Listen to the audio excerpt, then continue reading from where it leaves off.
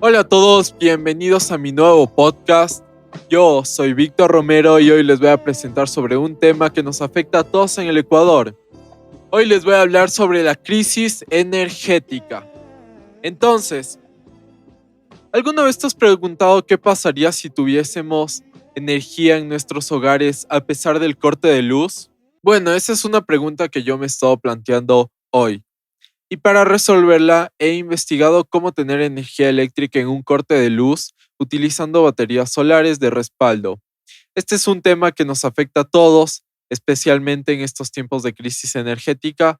Así que bueno, si te has encontrado en la oscuridad durante un corte de luz, este podcast es para ti.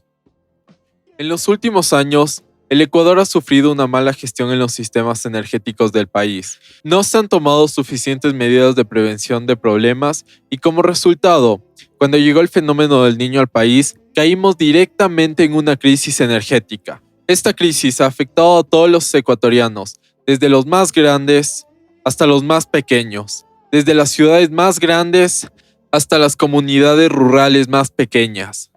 Y aunque los cortes de luz son una molestia para todos, para algunos puede ser realmente una verdadera dificultad. La mala eficiencia energética en el país es un problema grave, pero ¿qué pasaría si pudiéramos tener energía en nuestros hogares a pesar del corte de luz? Esta es la pregunta desafiante que nos planteamos hoy. Y para responder esta pregunta, he investigado cómo tener energía eléctrica en un corte de luz utilizando baterías de respaldo. Entonces, obviamente esta sería una solución principalmente pensada para las personas que tienen que trabajar y no pueden darse el lujo de parar.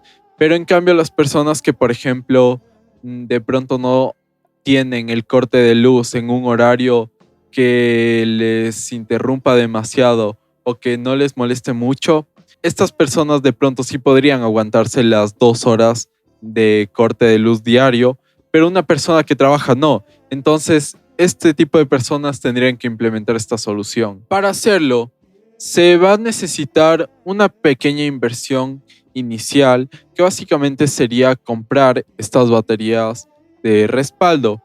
Estas baterías de respaldo son algo totalmente accesible para la mayoría de personas, para la gran mayoría de personas, porque no son nada caras. De hecho, hay de todo precio. Y el precio siempre va a depender de la capacidad de miliamperios de estas baterías. Pero como el corte es de 2 horas, no se necesita una capacidad realmente grande, sino una capacidad de batería que pueda cubrir esas 2 horas. Que, por ejemplo, aproximadamente unos 5.000 o 10.000 miliamperios pueden ser suficientes para una persona que de pronto solo necesita ocupar un equipo electrónico durante esas 2 horas. Pero bueno, esto va a depender de las necesidades de cada persona y tenemos que una, una batería que tenga un cargador solar portátil con una capacidad de 10.000 miliamperios está alrededor de $20.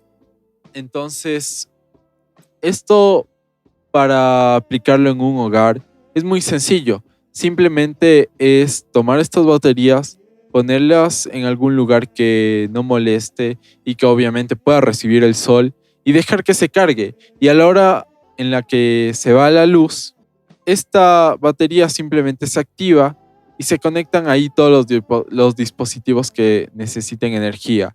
Y de esta manera se podría solucionar este problema para las personas que más lo necesiten. Entonces, ¿cuál es la solución que yo voy a proponer mediante este podcast para solucionar este problema en mi comunidad? Bueno, yo lo que propongo en esta ocasión será que para solucionar los problemas de falta de energía en mi barrio a las horas que serían de 4 a 6 de la tarde y que de pronto hay personas que no tienen suficiente dinero como para comprar baterías o no tienen el conocimiento de cómo se utilizan estas baterías ni dónde conseguirlas, lo que yo propongo es hablar con las autoridades de mi barrio y pedirles que de los fondos que se recolectan todos los meses para hacer mejoras en el barrio, utilicen una parte del dinero para comprar varias baterías. Varias baterías, no tienen que ser baterías con muchísima capacidad, pero